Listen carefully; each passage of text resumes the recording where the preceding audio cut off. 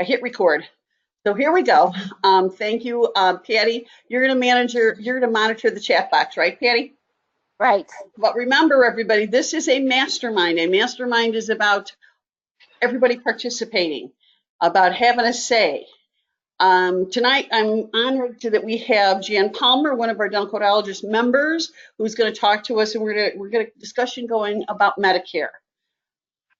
I hate this slide. No, this is actually from a program that I do on teledentistry, and we talk about, the aging, and we know that we have very much of an aging population, and at least 49% of Medicare recipients have no dental visits at all. Now, I sent out a link earlier about an article that actually is a white paper that was written by Oral Health America. And that's what we're going to talk about tonight. This is a really important subject, and I can think of no expert better than Jan Palmer to talk about it. But before we do that, I want to say happy anniversary to our Dental Codeologist member network. We are 1 year old as of Under One Roof. We had a meetup at Under One Roof. All of you that came, I really appreciate it. Thank you so very much. It was quite a great, nice little event that we have here. We'll talk about, we'll be announcing some of the meetups that we're going to have at other major meetings in 2019 soon. Remember, you're the think tank. This is what a mastermind is. The dream team, we're all about changing the world. So what I like to do is, as we've done at all of our meetings, is to have each of you that are here say hello. The reason is that you are proving that you actually do have a voice. Because if nothing else, I want to hear everybody's voice on here. Now, sometimes people are not here when I first start doing that. If so, somebody comes on, and if you see somebody coming on that we already passed by, let me know that they're here, okay? So is Anne-Marie DePalma here yet? Anne-Marie? Not yet, okay. Barbie, say hi. Barbie, say hi, you were here. I'm here. Hi. There she is. There she is. You proved you could talk. I'm gonna guess Cindy Purdy is not here. Cindy Purdy was luckily home when her freezer went out, and that last time I talked to her, she was cooking up meat like crazy, so she didn't lose it. So anyway, Connie, say hi again, Connie. Connie Simmons. All right, we have Connie said hi. Dana, are you here, Dana? Come on. I'm not hearing anybody. Dana? Nope. How about Edie? Edie get here yet? Not yet. Beth Deegan. Beth? Not yet. Whoever's in that first screen usually are the ones that come in later. Jamie, how about Jamie? Is she here yet? Not yet. How about Jan Palmer? I hope so. I hope so. Jean, has Jean joined us yet? Jean Wentz? No. Jeanette Miranda sent me a note that she came home from work really sick and she's not feeling up to it, so she's not on with us. Jennifer, are you here yet, Jennifer? Nope. Okay. Jill? Jill? Not yet. Kieran and John Camisi were supposed to be here, but their flight got screwed up, and so they're not able to be here. They're out of town. And I hear that there are a lot of icky things going on at airports today with all the weather. Karen Siebert. Karen Siebert? Not yet? Okay.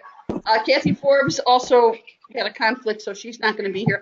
Kimberly, I know you're here. I'm here. There she is. Christine Berry? Not yet.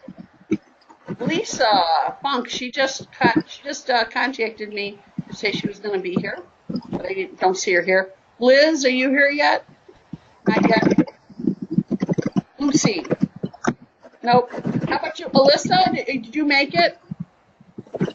Alyssa contacted me, and this is a good opportunity to share this. Alyssa contacted me about somebody else that is not a dental codeologist member joining this event. And you know what? If you have somebody that you want to have join in a particular meeting, please let me know, and I'm more than happy to invite them. Natalie, say hi, Natalie. Hi, everyone. Thank you again for being here. Paige, Paige, are you here yet? Come on, Paige. You told me this was a great time. See that? Perfect for her. Patty B, I know you're here. Say hi, Patty. Hi, everybody. There we go. Renee? Hi, I'm here. Thank There you. she is. Rhoda? Yeah, get that microphone on, Rhoda. All right, fine. Cindy Sandra? Purdy's here. What? This is Cindy Erin. is here? Yep. Do you have meat for all of us and margaritas? Cindy? I have plenty. I thought so. I thought so. Rhoda, are you going to say hi, Rhoda? Yes, hello, I'm sorry, I figured out how to unmute. There we go. Thank you. Well, that's why that's part of the testing of this is because it's really important that we get a hold. And more, I see Maureen Howes is here. Hey, Maureen, how are you? I'm good, thanks. Terrific. Looking forward to seeing you out in Syracuse next week. Sandra, and Sandra has an announcement we'll talk about in a little bit. Sandra? Hello? Sandra? I'm here. There she is. There she is. Susan, I'm Susan unmuted so you don't hear my directions. Susan I'm Bolt. driving. All right. I see Lucy Conrad just came on. Lucy? Yeah, okay. Susie Brzezinski? Yep, I'm here, Patty. There she is. Susan Hubbard? Not yet. Tammy, are you here, Chat? Tammy Asaki? Not yet. Catherine Lulo. Catherine, come on. I hope you're here soon because I spelled your name right. Noelle. Hi, everybody from There she beautiful is. Missoula, Montana. You're from Missoula. There we are. All right. Denise, I think I saw you come in, right? I'm here. Hello. And you're in East Coast time now versus your Pacific time? No, I'm still Pacific time for right now until the end of October, early November. Oh, okay. Everything is all settled. Okay. Oh, I had Lisa on here twice. Lisa, are you here? No? Okay, I think I have a couple other people. I see Christine Berry, I think, just came in. I'm going to end with who else? Is anybody else here that I haven't mentioned besides Doug Thompson? What? Hi, Patty. It's Erin Howlett. I was listening to the I roll know, call. I'm going to get you there, girlfriend. I'm getting you next, Erin. Because okay. Lisa's arrived. Anyway, I really appreciate all of you being here. And again, that's not an attendance list. It's all about welcoming you and having sure those microphones work so that we can have our discussion. I left Erin to last as well as somebody else. Erin Howlett, say hi, Erin. Hi, everybody. And there's somebody else that's on the phone driving, and that's Dr. Doug Thompson. Say hi, Doug. Hi, Patty. How are you? Greetings from Detroit. Thank you. And I left them to put them last because both of them are very new, brand new to our network. But our paths keep crossing. And I see that as synergy. Erin and I had a great call yesterday about how our paths, and just in the last few weeks, keep crossing. And I had learned of Doug's work, and I knew a little bit about it. But he came and we met at the meetup at UOR, and he joined the network. And he also, I immediately lassoed him to do a mastermind. So the next mastermind is on Monday, October the 8th at 8 o'clock at night.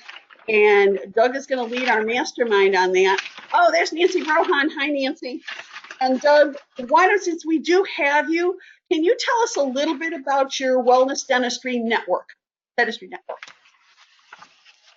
Yeah, Patty, I just saw such an opportunity for our dental practices to align around hygienists and how hygienists and allied health professionals can mention to patients and how we have FaceTime and we have appointment time with patients. And if they could become even a little bit skilled in how to talk about how their oral conditions affect oral systemic health, it'd be a really big deal. So we've basically created professionals that have that goal in mind, and we are trying to help figure out how to create patient and team awareness, how to create calls, how to create treatment protocols, and how to create maintenance protocols, and then screening tools that allow these, that help these patients seek proper medical treatment and medical care for a healthier you and a healthier them and a healthier practice. And it's been amazing. I've been tracking biofilm data for 9 years in my practice. It's been amazing. And I really think that we need to bring the insurance companies and insurance coding. I'd love to get that more aligned. Terrific. Terrific. Well, what I have on the screen that you don't see is I went onto your website and I see, I put up there your purpose, and I particularly want to call out the last bullet point, which is partner with like-minded health providers to reimagine the patient-doctor-dentist relationship. That's a beautiful thing, and it resonates so well with this group and the work that we're doing together. So welcome to the two of you. We look forward to our next mastermind on that subject. Speaking of masterminds, Thank you, Patty. Patty. Sure. Patty. And Yes. I want to just say one thing. I went to RDH under one roof. That was my first time ever going to RDH under one roof. And I can tell you, I was so impressed by the mind, by the intellect, the basically the passion that was in the room for this kind of endeavor. And if I could breed the kind of excitement that I saw under RDH under one roof in the dental world, it would be amazing, because the dentists, for some reason, we just don't seem to have that kind of passion. And it was really great. And I would love to get it happening in the dental world. And prior to this call, I've been spending an hour and a half talking to dentists and to other medical professionals about how to do telesleep and how to do telemedicine, because we have to expand the reaches of our operatories and our ER rooms and our medical rooms to basically to the world. So Yeah. I know you can do that, and you can help us do that. For sure. Thank you, Doug. Thank you so much. I want to remind everybody is if you miss a mastermind or you want to go back and re-listen to parts of them, I do have them on. I'm still working on getting the member site work done through the website, but I do have the masterminds recorded. They're on my YouTube channel. They're even in their own little playlist. So if you want to go back, as you can see there, we have the one on airway awareness that we had with Shirley Gutkowski, implant maintenance from last time, perio protocols that I did. They're all there for you to listen to. Also, I hope you got the newsletter. Again, newsletter changed from our full list of people to members only opportunity. So this is our first members only newsletter. And with that, I'm changing the way I'm doing the tips. And so if you didn't see it, let me just go over it again. We all know this guy, right? Yeah. This slide's nauseating, isn't it?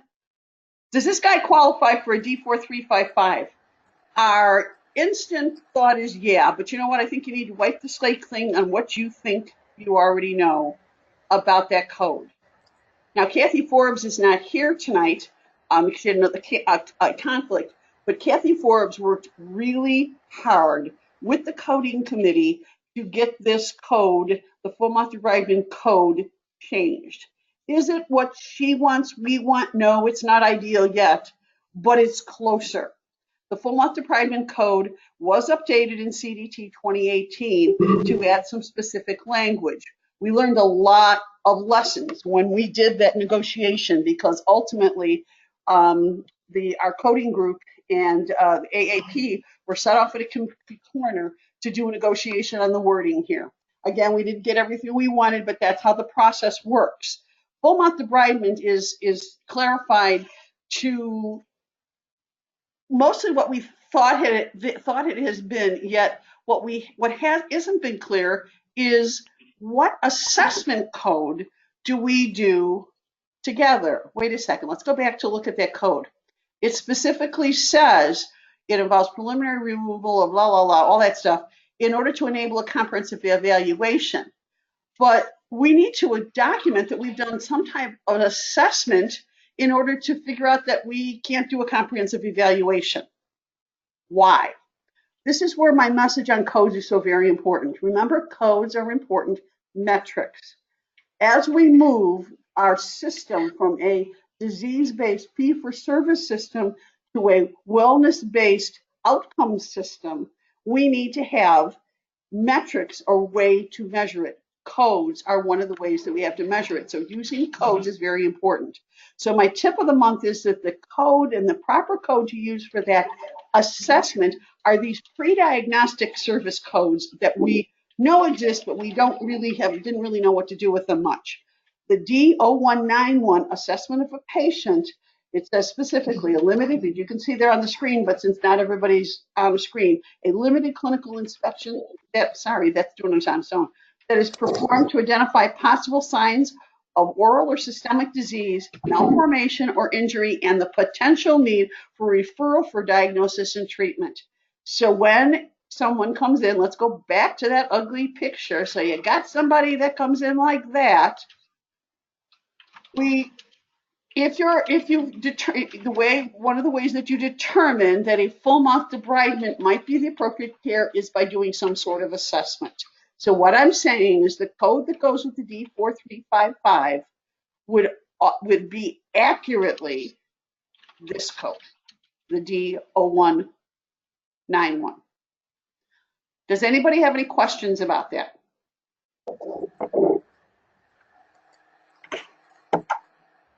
Patty, do we have anything in the chat box? Nope. Nope. Not yet. Not yet. Okay. All right. Now, I don't have that particular tip, but there are more tips like that in both the CDT shifts and in the teledentistry book. As I mentioned when we were early on, is the teledentistry book is in my hand as of this, about 11 o'clock this morning, Patty? So we have books. We're finally 9 billion boxes. Yeah, lots of boxes. We're finally going to be sending them out. If you haven't gotten your copies of these books, one of the things about being a Dental Codeologist member is you get 40% off of any book and our soon coming Dental Codeology Insurance Navigator. I'll talk about that later. Thing is this whole idea of what is a dental codeologist? Dental codeologist is something we continue to redefine. And here is a phase, and I'm going to be honest, we borrowed this a little bit from Doug's words. What a dental codeologist is it's someone that we partner with like-minded people to expand our knowledge and make a difference, particularly around the coding world. And the thing is that you have to be 40% off. It's a great opportunity. I set it up like that, so it's a little bit like an Amazon Prime thing, although I can't say that in my advertising because they own that. But anyway, that's why we've done it that way. It's about gathering people that are like-minded together. Most everybody on this call, I know you well, or I know you a little bit, and I know that we have found each other for a purpose, and that's what we're trying to do is bring more and more people together. Because we still need more codes. Would you agree? Yeah.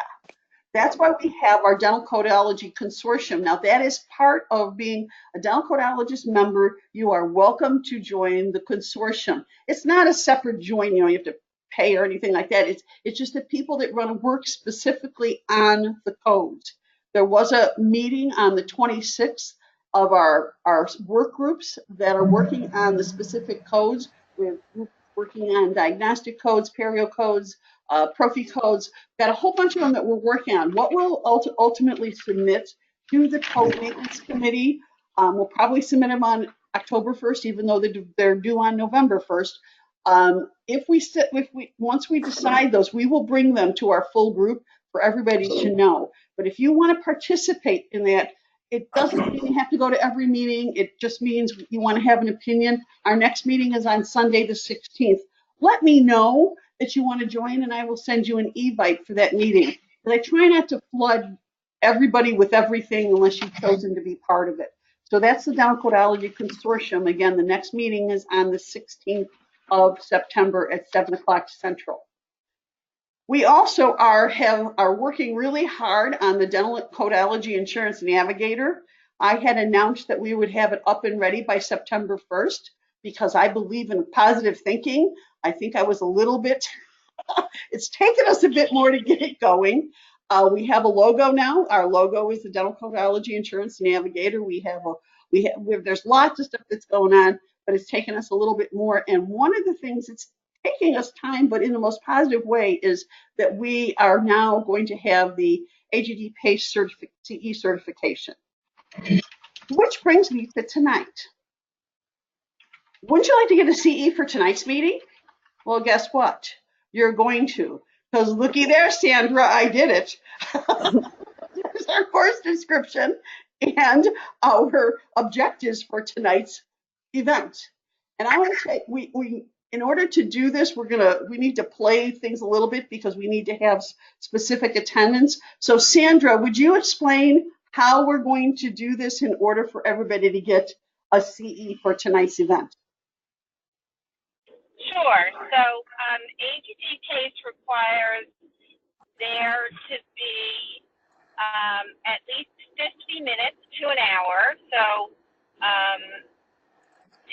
in the future, if you get here after 9, 10, 8, 10, wherever you are, then it would be too late for you to get CE. But, we did the roll call before then, so that was good. And then sometime during the hour, Patty will do either a poll question that people have to answer, or because this was this was last minute, we're just going to ask you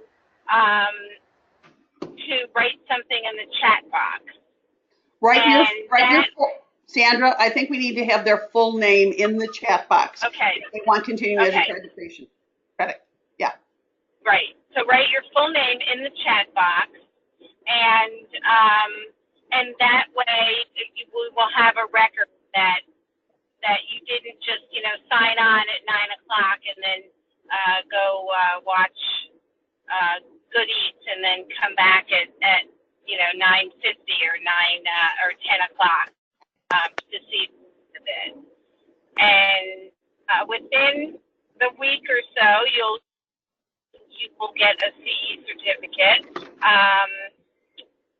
What else? It will be from my company, which is called Superior Seminar Solutions. I am an AGD case provider, and I work with other companies and people who serve case or help them become providers. And Patty and I are doing that together.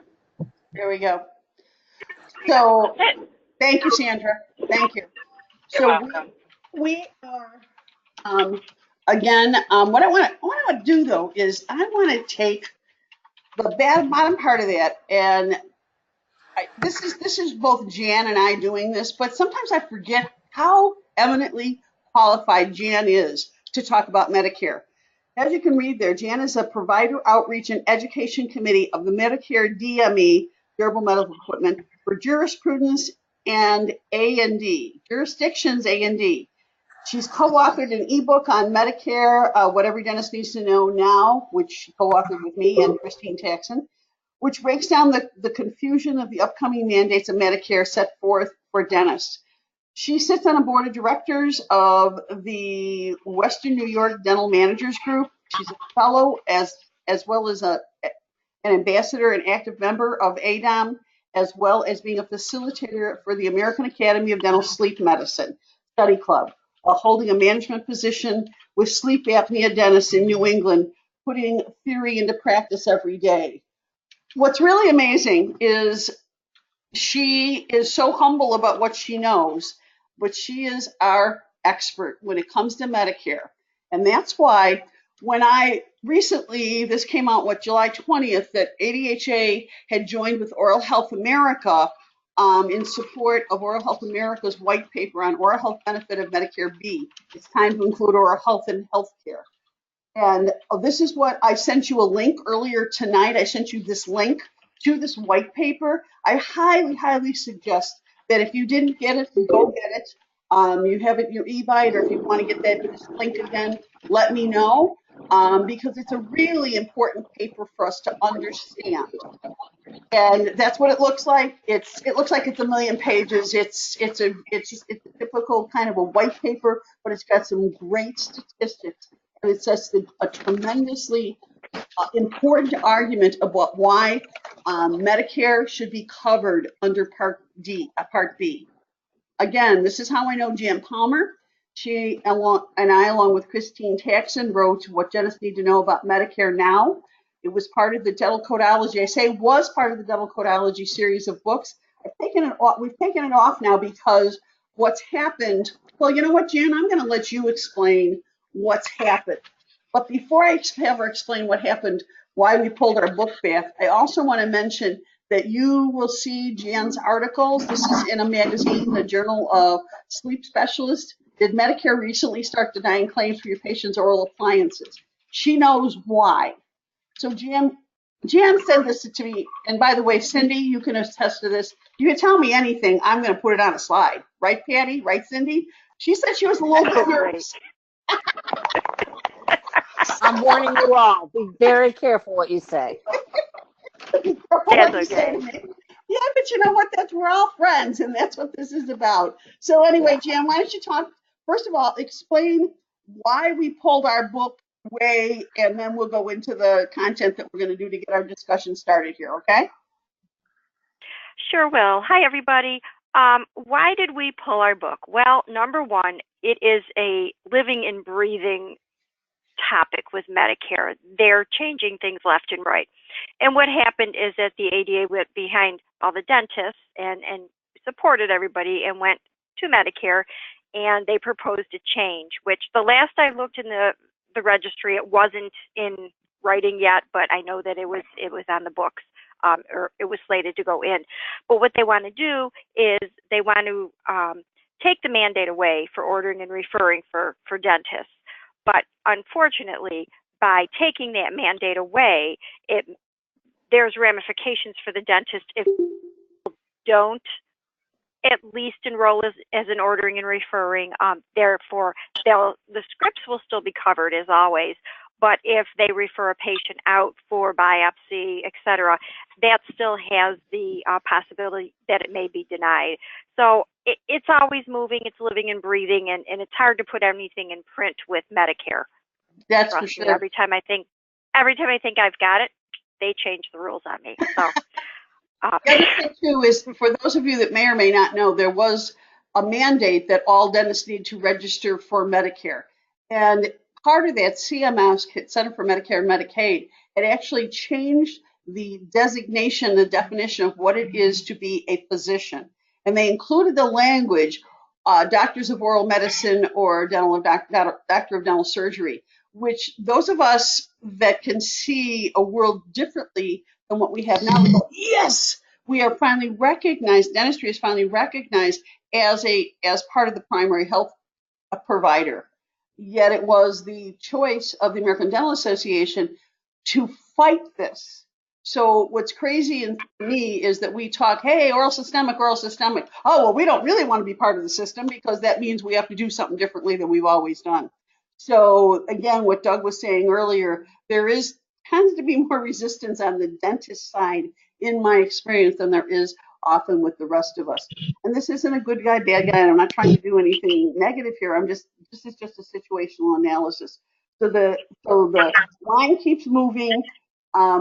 It's too bad because when we wrote this book, there were so many ways it seemed like things were going in a direction that was more positive for dentistry. But Jan, why don't you talk to him about this now, about this mandate that we heard about back in January? Oh, well, the great question. You've got to love social media, because something was going on that there was a dentist that posted there that they got an implant covered. And I was like, whoa, what is this? When did they start covering implants? Well, upon doing further research, it wasn't the implant that was covered. The patient still owed thousands and thousands of dollars, and it wasn't covered. It was a small piece, I don't know if it's a bone graft or something. There was a small piece of the claim that was covered under Medicare, and all of a sudden everybody ran off with, hey, they're covering implants now. This is great. So I did some looking, and it states back in January of 2018, it says Medicare doesn't cover most dental care or dental procedures or supplies. They will pay for certain dental services from in a hospital. Oftentimes, if it is related to disease such as cancer, they may cover a portion of the dental work if it's a direct impact from the disease. But basically, Medicare does not cover dentistry. So with that being said, the next problem is we have Medicare Advantage plans that everybody's seeing in their dental offices that have embedded dental care in them.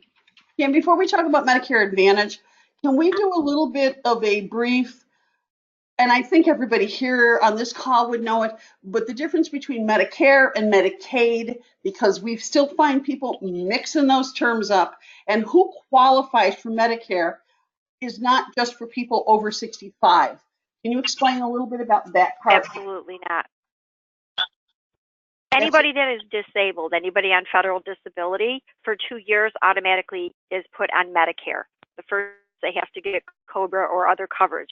After 2 years, it's automatic to put on Medicare. Anybody with end-stage renal disease will go on Medicare immediately. So not everybody in your practice that you see covered by Medicare is going to be over 65, so you can never really be sure. Now with Medicaid, that's usually state-run, and that is for people deemed under the poverty level. They can apply for Medicaid, and that's a totally different system. It's tied with Medicare, but it's handled different. That's handled through the state, where Medicare is handled through the feds. So that's the difference. In the dental world, we are looking at Medicare Part B. There's 4 different parts of Medicare. There's Part A, which covers basically hospital services. Part A is a given if you have put into the system and you have paid throughout the years and you've got enough time, and you're entitled to Part A when you turn 65 if you're not disabled before then. That will cover your hospital stays. Part B is purchased. You have to be entitled to Part A, and then you have to purchase Part B. And Part B covers your physician visits. It covers your durable medical equipment. And then we have Medicare Part C, which are your Advantage plans, which we'll go over in a few minutes. And then we have Medicare Part D, which is prescription drug benefits. So for dentistry, we're really concerned only with Part B, especially for the doctors out there that are implementing sleep medicine into their practice. It makes it a bigger choice in their practice than if they're just doing general dentistry. Because that's the world Any you've been working in for the past number of years, correct? It is. I worked in pedo for, about 17 years, and then I spent about 8 months in general practice, which was a lot different than, pulpotomies and stainless steel crowns. And then I started right into the sleep world. So I dabbled with general dentistry, but I'm not proficient in it. That's not my forte. It's sleep medicine. Absolutely. But you've been involved in the sleep medicine world for how long? Since 1999. Kicking and bad. I didn't want to do it, but my dentist did, so we learned it together. Yeah. So in the sleep medicine world, this is the arena where there has been coverage in the past, but it's changing. Give us a little bit of an update on that. Oh, yep. Well, no, there's no changes. They've always had, what they do is they consider anything same or similar to be the same treatment.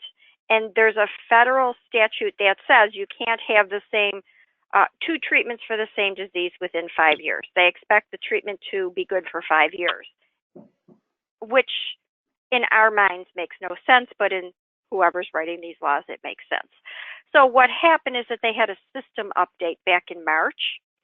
And in the sleep world, people usually go to CPAP or BiPAP when they are first diagnosed. And they have 90 days to either acclimate. My words are gone. Thank you. Thank you. They have 90 days to get acclimated. And if they do get acclimated, their doctor will sign a certification where they can continue treatment. If at that point, after the first 90 days, when the certification is signed, they then have problems where they can't use the CPAP, they really can't get anything else covered because that certification has been signed and it's over the 90-day mark. 90 days is the big mark with Medicare. So then if they go to do an oral appliance, it will be denied, saying that there's same or similar services on file. Then you have to go through the appeals process, blah, blah, blah, and you have to hope at that point that they overturn their denial. If after or during the first 90 days the patient is not tolerating CPAP and the medical doctor does not sign that certification, then there's not a problem and they can go right into an oral appliance. But the system update that they did in March never hit the two codes together in the system against each other, so they never denied. As long as the CPAP was turned in, the appliance was covered. And all of a sudden in March, all these claims started getting denied because it hit against each other, even though they weren't using the CPAP. So it was quite an uproar, and it took the dental sleep community quite a long time to get to the bottom of it and understand what was going on. And even now, I mean, there's still iffy cases where you just don't know what to do, and in that case you have to really talk to the patient and say, you know, we don't know if we can get this covered. You may end up paying out of pocket. But if you don't follow the rules and have the right paper signed, then the patient will not be responsible. So several dentists lost a lot of money in the interim of the system update, unfortunately. You mentioned a couple things there about a physician. This is where within this world, when you talk Medicare, sleep medicine, that's where having that relationship with the physician is not only important, it's required, right? Because it absolutely is. Can you explain that? Yes. Okay. Medicare mandates that a medical doctor has to initiate the diagnosis of sleep apnea. They're the ones that have to order the test. There's several places out there that are going to sell you home sleep testing, which you may or may not be able to use depending on your state licensure and depending on what the insurance companies allow. But Medicare does not allow the dentist to have any type or any part of the diagnosis. When a dentist hands a patient an oral appliance, he's not a doctor, he's not a dentist, he's a supplier, as if he was handing this patient a pair of crutches or a walker or a cane. So when you look at it that way, somebody handing out a walker isn't certified to go diagnose medical conditions. So it has to be overseen by a medical doctor. So the basic way it works with sleep is that they have a face-to-face. The patient has to have a face-to-face with the medical doctor. They talk about their sleep issues or whatever problems they're having, hypertension. There's a lot of comorbidities that go along with sleep disorders. At that point, the medical doctor will send them to either a lab to pick up a home sleep test or in-lab test. They get diagnosed. They then, unfortunately, in most cases, they go right to CPAP, bypassing the appliance option at all. Some people love CPAP, some don't. Everybody's different. And then it comes into the 90-day mark. So within 90 days, either they like PAP or not. Now, from the day of that original face-to-face before diagnosis, the medical doctor has 6 months to sign the order for the appliance. Otherwise, the patient doesn't meet criteria. So there's really strict guidelines there. The medical doctors are usually really good and really on top of this, but you always want to make sure that there's a medical doctor involved because for liability, if anything happens to that patient and you're treating them without a medical doctor, then the dentist is liable. You know, if they have a heart attack or a car accident due to sleepiness or stroke out because of their sleep apnea, then it would be the doctor would be responsible and liable for that. So we're better off leaving that to the medical doctors. You brought up something there, and I'm going to jump. Does that make sense? I'm going to jump 2 slides, and that is a couple slides. It's the concept of medical necessity. Now, on this group and in my programs, many of you have heard me speak many times of dental medical necessity. How in dentistry we can optimize even dental coding by writing a specific dental medical necessity. At this point in time, the place that we have it on a dental form, we can put it in box 35 because that's remarks. Right above remarks is 34A, which are the ICD medical codes. We've got space for 4 medical codes. But all of this is based on this thought process of medical necessity. When it comes to the medical world, and particularly again with Medicare, There is no claim of any type that's going to be even considered without a documented medical necessity.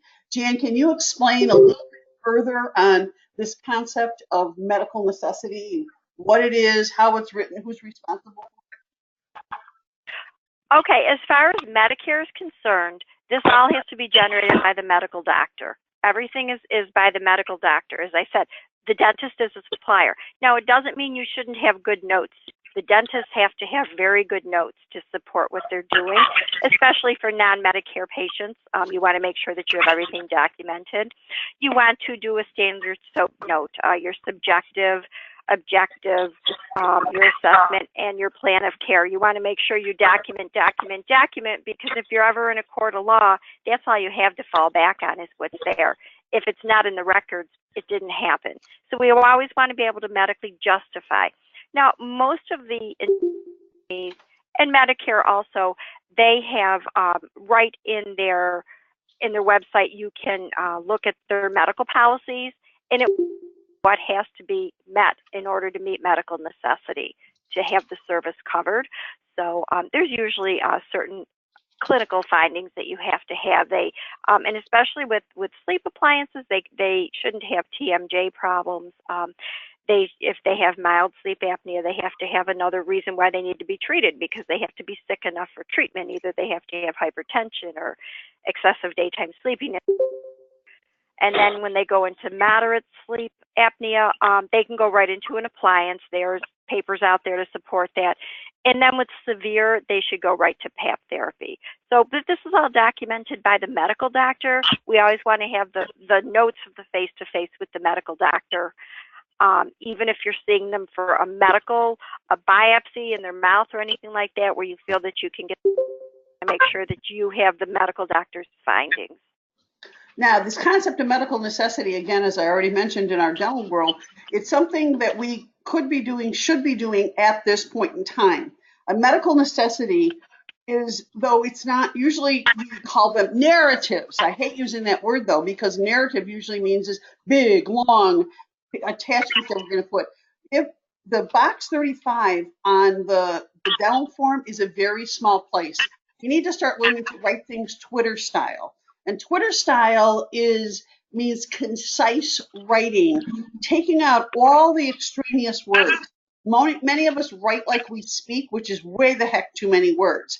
And so a concise dental medical necessity is based on what Jan was talking about with the SOAP notes. I have this, this is in several of my books. In the Teledentistry book, I even included some sample medical necessities so we can begin to learn to write these, because whether we ever get involved in the Medicare world or in medical coding, we are going to be, because again, that we're all systemic thing. It's time for us to start documenting better. Jan, can you talk a little bit about the Medicare Advantage plans now? Talk about how this works differently for our patients, Medicare patients that might have this additional plan. Well, a lot of people, when they hit the age of Medicare, they don't want to go with straight Medicare for various reasons, and they look to private insurances to purchase an Advantage policy, which replaces Medicare. Oftentimes, there's a lot less out-of-pocket expense for them. They'd rather work with their Blue Cross and Blue Shield than Medicare, whatever reason that they do it.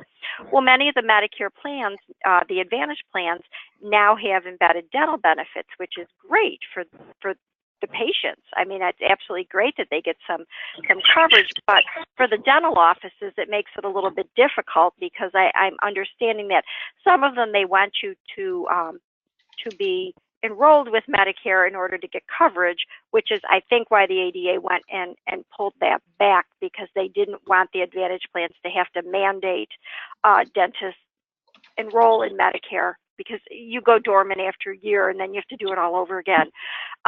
So with those dental benefits, from what I hear, some of the companies make it a little bit difficult to get the coverage.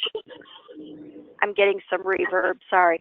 Some of them are making it a little bit difficult to get the coverage. I don't know how much everybody has experienced this or not. But like I said, I'm not on the dental general part of it anymore, so I don't see as much.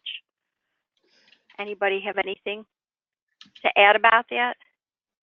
Okay, Yes. we have How a is question though. Medicare? We have a question Yes.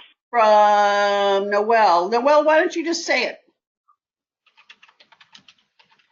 rather than typing it? Noelle?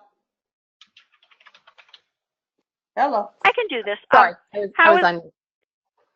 Go ahead. how is Medicare Advantage different from, is it different from Medicare Supplemental, or is it just terminology? Yes, it's different.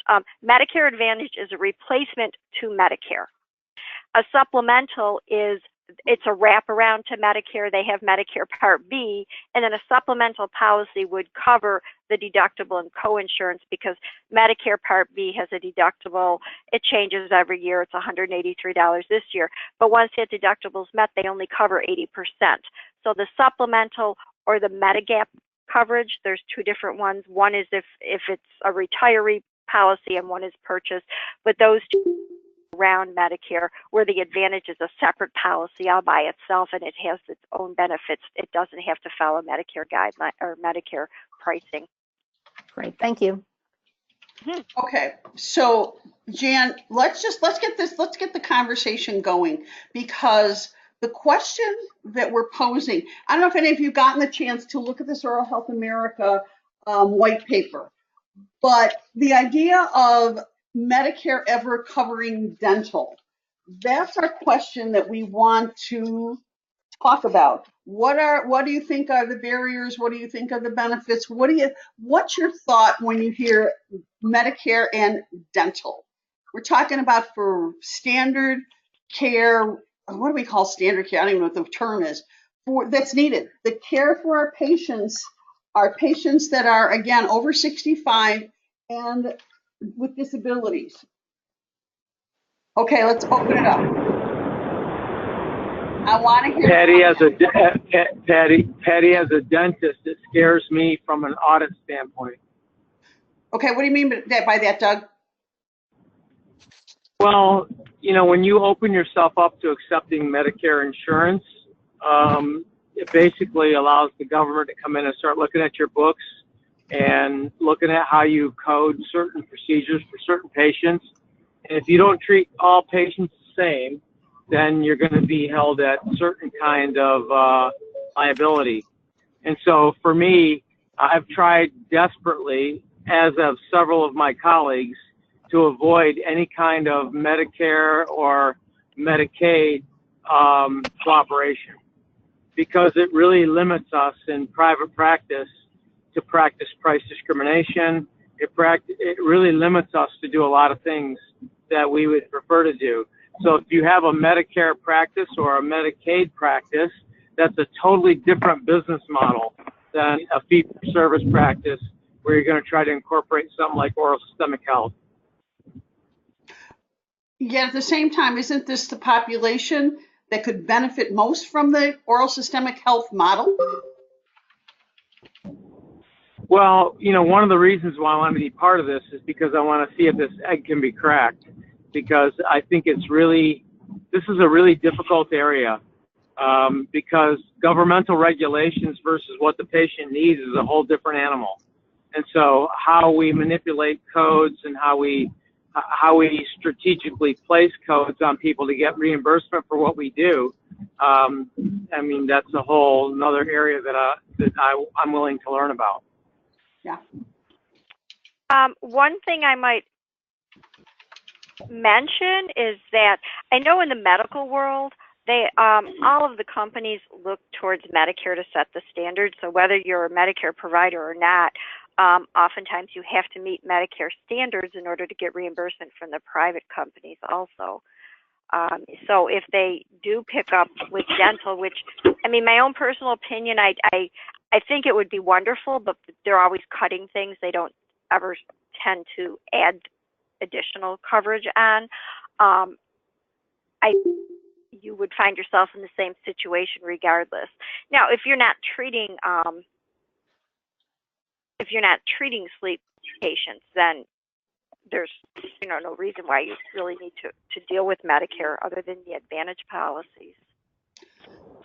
Let's talk about it. I want to ask somebody specifically who's works with a very much a population that would under this rota with the work that you do with through Angie's network.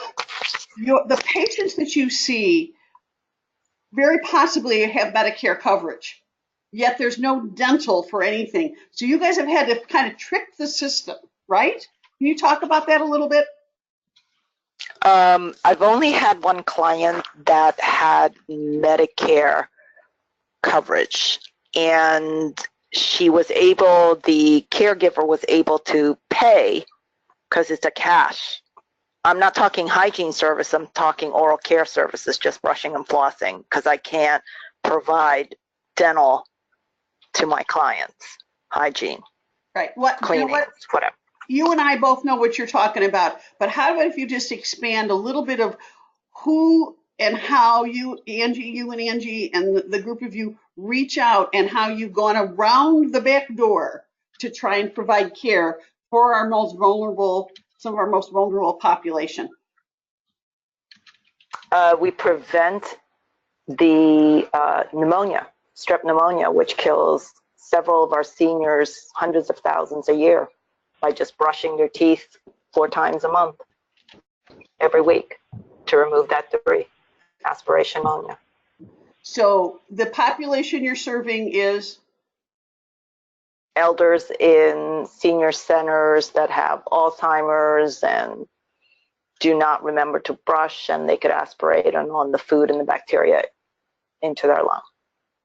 And most of them, because again, because of where state practice acts and rules are, that's where you have the limitations. So you're not providing dental services at that point. Correct.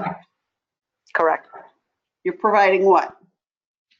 Oral care services. Oral care services. Prevention. Yeah.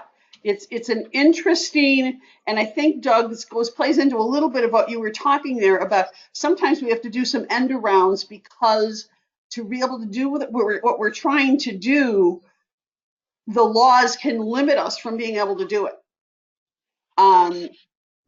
Something for us to consider though is, Jan, you mentioned that the coverage is going down, or they're paying less and less. First of all, who is they? They is all of our taxes. That's all of us that are paying it. And I don't know about anybody else here. I don't really want to pay more taxes, but yet I'm also 65. Does that surprise everybody? It surprises me. Anyway, actually, my husband and I are not on Medicare yet, even though he's 66. And the reason is that he still has a full-time job for which we have our medical benefits. So it's an interesting system that I'm just getting involved with myself. And that's where what's going to happen when we retire, we're on a fixed income. In our case, I can still go get care. We can afford out of our pocket. But there's a whole heck of a lot of people that can't. So what then? Patty, to your point, I would love to be able to service that population of patients that need that care, because I totally agree. I believe it was Jan that talks about aspiration pneumonia and, choking and all the things that happen in that population. But I meet with a group of dentists monthly that we're totally insurance independent because of the barriers that exist in the insurance codes that prevent us from doing this legitimately. And so, let's figure that out as a group. And so one of the reasons why I even agreed to be part of this conversation is because I'm in a discovery mode about what can we do and what are those barriers. And I know dentists, whether they want to or not, or whether they strategically plan to or not, dentists are avoiding treating this population of patients because of these barriers. And so if we can figure out a way to make that happen better, because these people deserve treatment. I don't disagree with that. But how to do it and get paid for it, if I want to treat patients for free, I go to the dental school and I do it on a weekend, mission treatment services. I can't do it in my practice because I have people I got to pay. Right. Cindy, Purdy, I'm going to bring you in here and let's talk a little bit about again, the population you serve and how we're trying to figure out a way to make it work through teledentistry, through alternative ways of serving people and alternative. I mean, one of the things we spent a lot of time in our book is talking about the various preventive codes that we have. One thing that I'm gonna say, Doug, and this is not to pick on you at all, but it's that one of the things we clarify here is we try to talk about that they're procedure codes or they're diagnostic codes. They're not insurance codes because these codes hold so much more purpose than for just benefits, for reimbursement and benefits. Because these codes, and the important part that we're trying to get to at this with this group is that to use the codes properly and accurately that we have, and there's a lot more that we have that a lot of people don't even know, but they're already existing in the dental codes because they represent important metrics. Anyway, Cindy, go ahead. Let's talk a little bit again. Let's talk about the population that you're serving and the difference in how you can serve them because of where you're at and how you're doing things. Well, I am using teledentistry I am in a satellite office of a dentist who is 60 miles away. I live very rurally. There are only 1,000 people in the two little towns that are sort of connected where I live. I am the only dental professional in the entire county. Well, I guess there's 2 of us, but she works outside of the county. So I'm the only one working within the county. There are 2 hygienists. There's not a dentist, so the dentist is 60 miles away. I work in as a, I live in Colorado, but I'm not practicing as an independent hygienist. I'm practicing as under his general supervision. I am an employee of this dentist, but I do work most of the time by myself during the week, seeing patients myself, and then I use Teledent, which is a teledentistry program, and I transmit my intraoral pictures and my digital x-rays and scan all my documents, and I send that off to the doctor, and he then makes a diagnosis. In fact, I just had to go in today on an emergency basis to see a patient and was able to take the x-rays for the doctor before the patient was seen by him. He was able to diagnose the patient. Now, he is able to, the doctor then comes to the satellite office probably once a month, once a week, or 3 to 4 times a month, I would say, to do all the restorative work in the dental office in the town where I live. But I will, we actually are not seeing Medicaid or Medicare patients at this time in this office. But what I haven't told you, Patty, and I was fearful to tell you because I figured you would make me tell it to the whole world. See, I knew you had something to tell us. Is that we are actually working with the public health department. Our county got a dental grant, and we are working with the public health department to see, on my own, see patients under the age of 18 through the public health department, and then that grant is then paid to my doctor. So that's kind of how we are treating this little tiny valley. But I will tell you the average age in my area is 58 years old. So we're still, we've only been doing this a year, and we're still trying to figure out how we're going to be able to see that population also. And we're actually thinking it may be through some type of grant, sort of bypassing the whole system of Medicaid and Medicare. I do know that in a county nearby us, anyone just over the age of 60, they have a grant that they've received that's just over the age of 60, and that every person qualifies for $300 of free dentistry. So there are ways to do it, and like you're saying, it's kind of going around the system. Yeah. And still being paid for us. Obviously, grants come from the working population. Absolutely. So even on this phone call, how many of you would be in favor of Medicare covering dental services?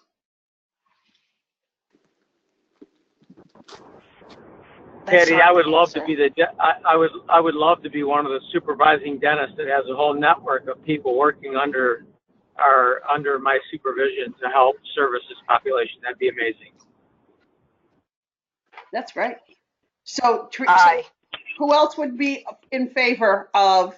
Okay, Renee, I want you to talk. So talk out loud, Renee. You work in public health. Go ahead. I work in public health at a clinic, and we service all ages of patients. And I have many older population patients that are limited in how much they get from Medicare or Medicaid, or I should say from, give me the words, Patty. From what they get because they're older. You know, they get $600 a month, and they're supposed to make all their payments and live on that. Social Security. Social Security. Yes, that's it. Thank you. And told you we're a supportive network. Right. Thank you so much. I'm flustered, actually. So they just don't have money to spend. I mean, if they were coming for 4 quadrants of scale and rib planing, unable to do it. Unfortunately, in our clinic, we can do a sliding fee. And so they can come in according to their income then and pay a fee for service for the care that they receive. But, you know, the general population isn't able to do that. And they're just not having, you know, if they're that population that lives on Social Security, they don't have enough money to make ends meet. Yeah. So it's a big concern if they had this preventive service part of Medicare. I think it would help them out a lot. And in the long run, medical bills are going to be less because of the oral systemic link and the health impact through getting their teeth cleaned on a regular basis. And then again, providing that brushing service every day or weekly, as someone else had said, in the nursing homes. Here's the thing, is you know who has the best and really the only data that proves that? The insurance carriers themselves. Why? Because here's one of the challenges that we have. Our system now, in our little silos, in our little cottage industries, we keep our records and we think we're doing this and that. But when we talk about when we're talking about big data, metadata that really shows something, the only people that have the metadata are the carriers. So when we're using codes, you know, optimizing and using all the codes that we can, we're not adding to that data set. In addition, they have lots and lots of years of information, and this is an old piece of data, but let me just use a couple of things that I think really point out the importance of involvement in the system so that we can change it. The Delta Dental looked at their database of over a 10-year period. And what they found is on average, from the age of 10 to 72, people, that first time a burr touches the tooth, it costs an average of $2,187 per tooth. Think about that. We've put them into a cycle of repair and re-repair, the re-repair, the re-repair. That eventually they'll lose the tooth and then they can have an implant and blah, blah, blah. Okay? That's our disease-based system. That's what it's wrought us. They have done the carriers have the database to do the retrospective studies, take the medical data and the dental data, put them together, and they're the ones that show exactly what we talk about. Yet by not participating in systems, we're not adding to that data. By not coding accurately, we're not adding to that data. So this is where some of these difficult questions, and that's what a brainstorm is all about. It's how do we get from where we are to someplace that's better? And yeah, this one gets into a whole level of politics, but everything in life is politics actually. And it would take legislative changes to change the Medicare system. And that's why each of us individually has to decide, what do we think about that? Would we be in favor of that? Would you be in favor of your taxes going up? Well, I don't know. Would they have to go up? I don't know the answer to that. But these are questions that are really important in what's in front of us now. Teresa, do you want to add something? Teresa's writing something in the chat box. Patty? What she's writing is the question that she submitted at the very beginning. Okay, what's that? Because not everyone saw it. About She doesn't think her speakers are working well, but can hear you. She's very excited about her teledentistry services. If anyone is using Mouthwatch, please email her. It's Teresa@teresashepherd.com, and she'd love to chat with Dr. Thompson. Yeah, there we go. There we go. Thank you. Matter of fact, Dr. Thompson, we're thrilled that you're here. You know what we'd love you to do is also bring more dentists. We'd love to have more dentists involved in this discussion. We kind of miss John Camisi. He's been the dentist that's been with us other evenings. And you know, this discussion is just a beginning discussion. This is just, again, we want to start the conversation. We want to start the thinking. Whether it's I hope everybody gets something from these masterminds. If it's just the thought, or maybe you're going to think about that whole, how are we going to document dental medical necessity? Jan touched your head with, oh yeah, SOAP. God, we haven't used that for years. There's all kinds of things that we can do because we all make a difference. And this is the pivotal group to do it. The future is Well, Patty. Yes, Doug. Patty, what I would like to say is that, again, I was so impressed when I went to RDH Under One Roof of all the intellectual thinking and some of the most powerful women that were in the room. And I say that generically. I mean, I know there were a couple guys there too, but not many. And all I would say to you is, if I'm going to be on this forum, I'm welcome to. I'm interested in being on this forum, but I want to be on this forum in a mode of transparency. I want to be on this forum in a mode of, look, this is where we are in dentistry, and I might have the courage to say what some of my buddies and some of my colleagues, both men and women colleagues, are thinking, because that's really what we're thinking. And if we're going to really crack this nut, or if we're going to think about what to do, we really do have to have some kind of transparency about what we're really concerned about.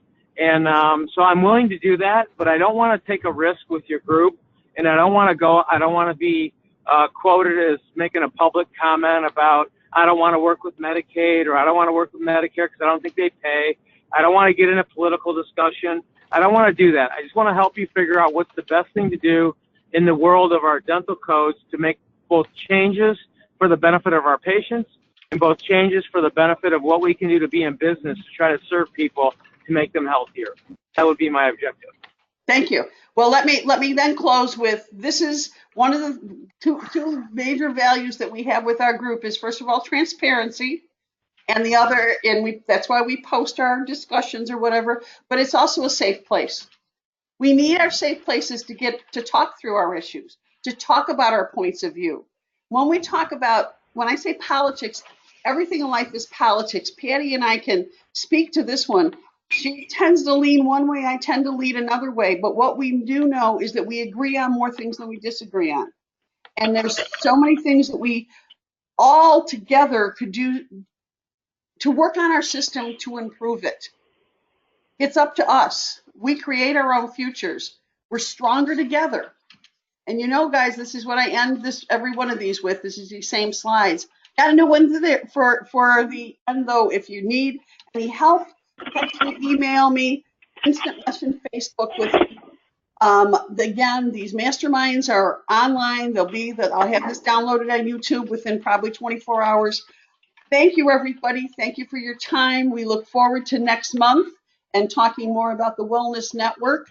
If you want to attend the Dental Codeologist Consortium and you're not already on that email list, contact me. Love to have you. Thanks, everybody. Thank you. Patty, Okay. Patty, Patty, could I give you one closing piece? Good night. Sure. Go ahead, Doug. I'm still here. Patty, I just want to say that, anybody could reach out to Erin Howlett. She's another, she's a RDH that with me have and help field questions, and Erin at wellnessdentistrynetwork.com. She'll put it together, and we'll try to have a really productive meeting next month. Terrific. We're looking forward to it. Thanks, Doug. All right. Safe journey, everybody. Thank you. Good night now. Sounds great. Good night. Night. Yep. Good night.